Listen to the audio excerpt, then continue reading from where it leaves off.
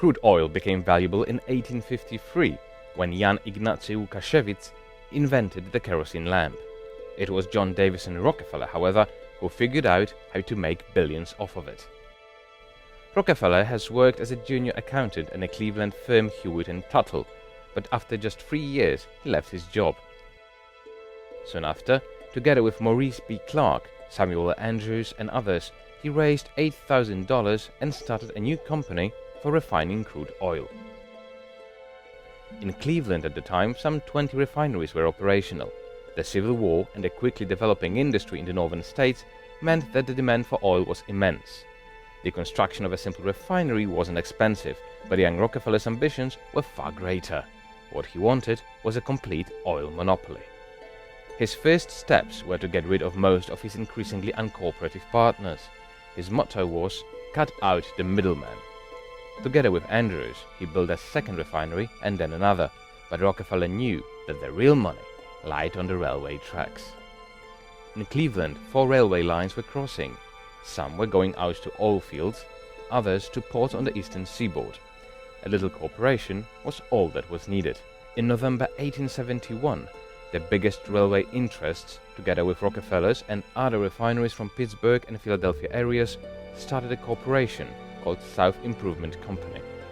They've signed mutually beneficial agreements, and the outside refineries couldn't get the secret rebates that they enjoyed. Essentially, everyone else had to pay 2 or even 3 times more for every shipment. The economic situation in the 70s wasn't great. The crisis touched even the oil industry, but John D. knew how to thrive in difficult times. In December 1871, he met with his good friend, Colonel Oliver Payne, who was a co-owner of the second biggest refinery in Cleveland. For $400,000, he bought Payne's refinery. The payment was made in Rockefeller's Standard Oil shares. During the next 3 months, Standard Oil took over 22 out of 25 refineries operating in Cleveland. The time came to take over or ruin the competition in New York, Pittsburgh, Philadelphia and Baltimore. It wasn't easy, however, as the law forbid companies such as Standard Oil from owning businesses outside of the state they were registered in.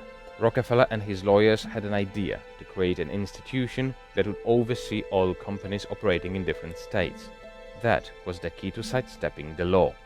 In 1879, Rockefeller started a trust which took control of all of John D.'s company's shares and could operate in the entire United States. The ownership was finally consolidated.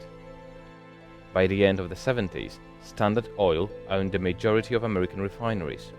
37 companies in total. All competition was gone. In 1880, 38 million barrels were refined in the United States, 33 million of which were refined by Rockefeller's Standard Oil. Reverend Frederick T. Gates, who was advising John D. in the matters of philanthropy, once said to him, "You have to do whatever you can to spend money as fast as you're making it. Otherwise, it will crush both you and your family." All in all, Rockefeller's estate gave to charity as much as $10 billion, adjusted for inflation. John D. Rockefeller died in 1937. He was 98 years old.